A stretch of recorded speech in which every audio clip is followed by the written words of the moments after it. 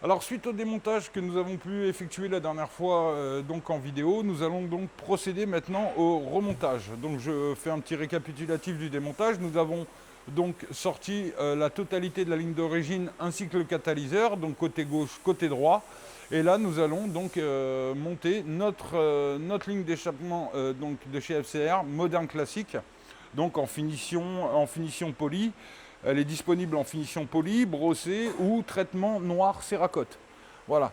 Donc le kit est composé de deux collecteurs, donc un gauche, un droit, bien évidemment, d'une paire de silencieux et de deux petits pochons, donc ici, donc qui sont composés de quoi? Qui sont composés, voilà, d'une vis, d'une entretoise pour la fixation du collecteur droit, une petite entretoise de ce côté-là, les rondelles, 3 rondelles et 2 petits écrous. Voilà pour la première partie.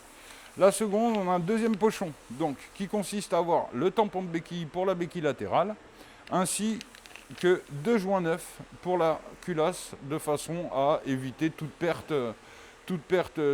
fuite d'échappement au niveau de la culasse, étant donné que les joints sur la ligne d'origine ont été écrasés à leur première monte. On change par la même occasion donc les joints de sortie de culasse. Donc voilà, ça c'est la première partie. Ensuite, les outils nécessaires pour le montage, le remontage de notre ligne d'échappement. Alors, il va vous falloir une clé de 13 plates, une clé de 17 plates, une clé Allen ou BTR de 6, alors en T, en douille, peu importe, un cliquet, une rallonge, une petite rallonge ou grande, ça fait l'affaire, et une douille de 12. Voilà, on n'a pas besoin de plus d'outils pour le remontage de cette ligne d'échappement.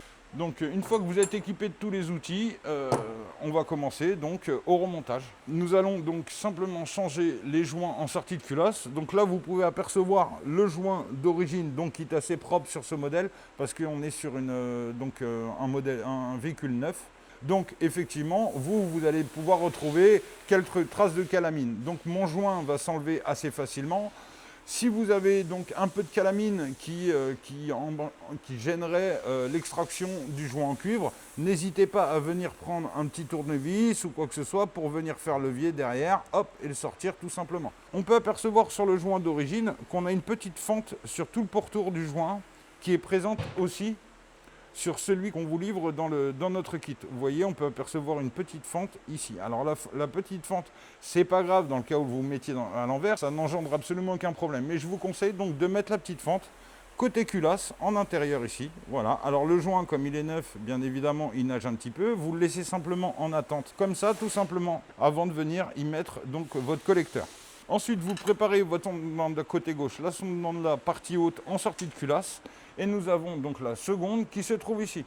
Alors la seconde, pour faciliter sa pose sur le collecteur, voilà, vous avez un petit cache plastique ici qui se déclipse tout simplement à la main. Vous venez chercher l'ouverture donc de façon à la sortir. Vous faites simplement un petit levier, la petite patte qui le maintient. Voilà, ici. Hop, on vient la sortir tout simplement. Et ça, donc, ça sera la première sonde à poser sur le collecteur. On ne peut pas se tromper, bien évidemment, on ne peut pas mettre le collecteur de gauche à droite et inversement. Donc, là, on vient simplement chercher l'entrée de la sonde lambda, qu'on vient visser tout simplement à la main, on approche, bien vérifier que le joint est présent, le petit joint. On prend donc notre clé de 17 plates. Une fois qu'on est embuté, un petit quart de tour suffit largement pour écraser le joint. Donc une fois que nous avons posé la première sonde en partie basse, nous allons chercher donc la deuxième en sortie de culasse. Deux possibilités pour venir la visser sur le collecteur. Soit vous allez chercher donc remonter sur le haut du faisceau électrique de façon à la déclipser de la même manière que la sonde en partie basse. La connectique est exactement la même. Ou alors, comme on a un collecteur qui est assez léger, pour faciliter tout ça, on va venir donc présenter la sonde lambda ici. Commencez à lui faire quelques petits tours. Voilà, quelques petits tours. Et tout en faisant attention à votre peinture, bien évidemment, voilà, on va faire pivoter le collecteur, comme ça, tout simplement, de façon à éviter d'enrouler tout le faisceau électrique de la sonde lambda. On regarde si le faisceau n'est pas enroulé, en l'occurrence, il ne l'est pas. On procède de la même manière que la sonde en partie basse, donc clé de 17 plates. Voilà. un petit dixième, voire quart de tour. Voilà. Nous repassons le faisceau en partie basse. Le faisceau de la sonde lambda, nous le repassons ici, sur son cheminement naturel. Donc on vient de récupérer. On le laisse en attente pour l'instant. Notre collecteur, donc qui passe en dessous le silencieux, qu'on va venir présenter là-haut en entrée de culasse sur le joint. Voilà. On maintient simplement notre collecteur comme ça embuté et nous allons récupérer les collerettes de sortie de culasse. Donc les collerettes peuvent être différentes en termes de finition en fonction des modèles. Là, nous sommes sur des collerettes chromées. Vous pouvez les avoir grises, vous pouvez les avoir noires, mais elles ont exactement la même fonction. Nous avons un appairage sur les collerettes ici, donc UL. Donc ça correspond au côté gauche. C'est pas compliqué. On en pose une sur le dessus. On pose l'autre sur le dessous. On vient entrelacer les petites bagues. Et là, on va s'aligner donc avec la sortie de culasse. Tout simplement. Ici, en partie haute, en partie basse. Voilà. Là, on peut apercevoir que la sonde lambda vient parfaitement épouser l'excroissance de la collerette. Donc là, on vient simplement rapprocher à la main les deux petits écrous. Il ne sert strictement à rien d'aller serrer tout de suite la culasse sans avoir au préalable posé le silencieux.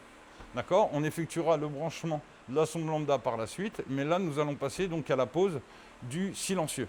Le silencieux gauche, donc vous ne pouvez pas vous tromper dans le sens où le logo FCR, bien évidemment, est visible dans le bon sens. Si vous êtes de l'autre côté, vous verrez qu'il se trouve à l'envers. Et la différence qu'on peut avoir sur les silencieux, c'est que le silencieux présente une tige filetée comme ça, qui est directement intégrée au silencieux, qu'on ne retrouve absolument pas sur le collecteur de droite.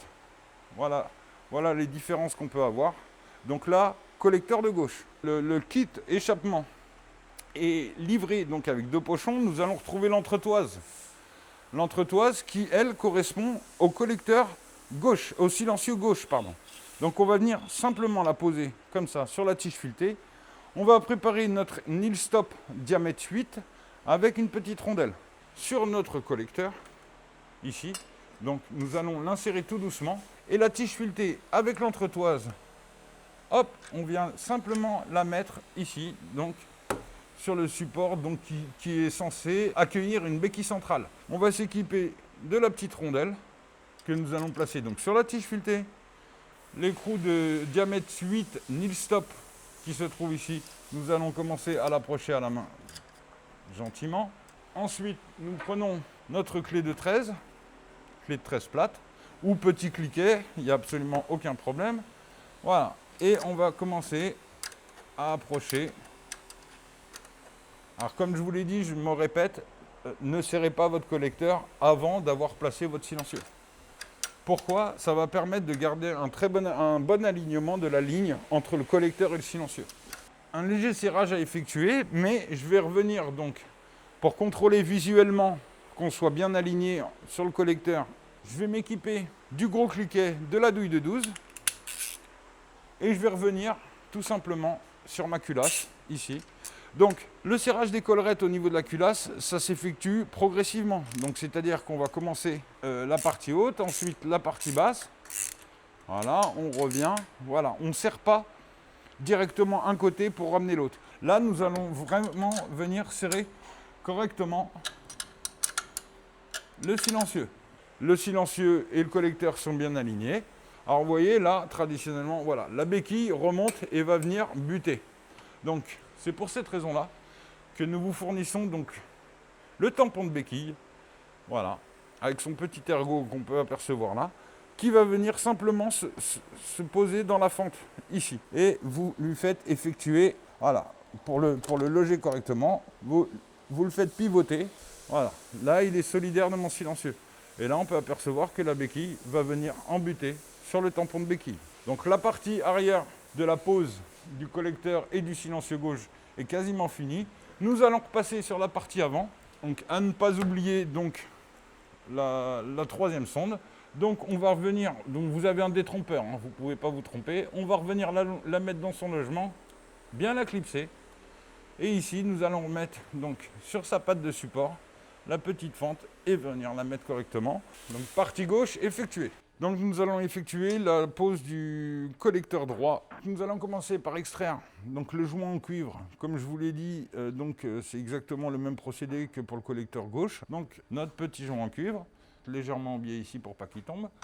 Donc maintenant, suite à notre joint qui a été posé en attente, nous allons récupérer le collecteur droit. Nous allons enlever le bouchon qui se trouve en partie haute. Nous allons procéder de la même manière que sur le côté gauche, le collecteur gauche.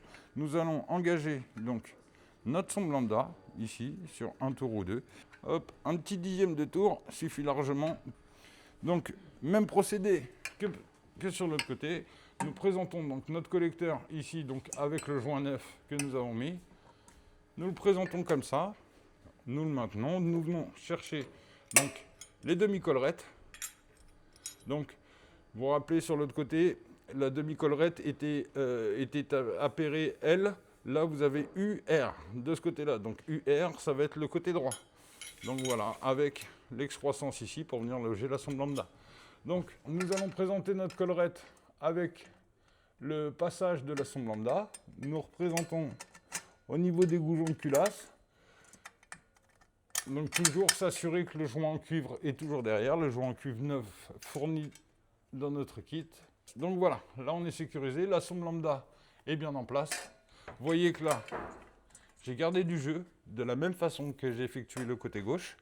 Nous allons prendre le silencieux. Donc toujours pareil, on ne peut pas se tromper, le logo FCR peut se retrouver que dans ce sens-là.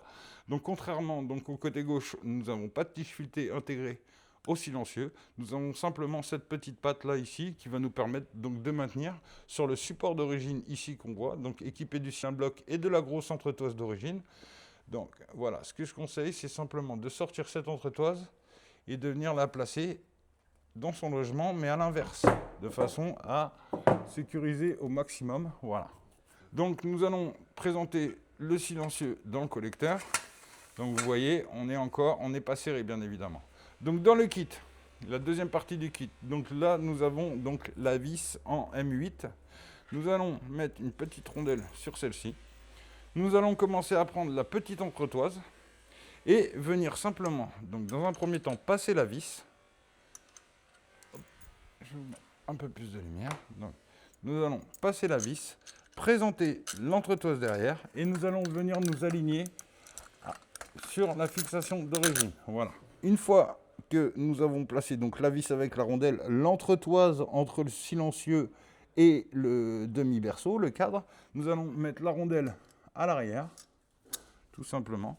Le nid stop en M8 que nous allons venir mettre derrière. Une clé BTR de 6, notre clé de 13 plate. Et donc nous allons commencer à venir donc, hop, se loger ici, tout simplement. Voilà. Toujours pareil, dans un souci d'avoir un alignement parfait entre le collecteur et le silencieux. Je vous rappelle que le collecteur n'est actuellement pas serré à la culasse. Nous repassons en partie haute sur la culasse. Et de la même manière que nous avons effectué le serrage du collecteur gauche, on va procéder de la même manière sur le droit. Donc là, on approche tout doucement. Voilà. Donc là, on peut apercevoir que le collecteur est bien solidaire de la culasse. Nous avons donc notre sonde lambda bien serrée avec son joint d'origine dessus, donc ce qui évite toute fuite. Et nous repassons en partie basse. Donc nous venons chercher notre BTR de 6 et simplement vraiment faire voilà, un serrage. Voilà, tout simplement.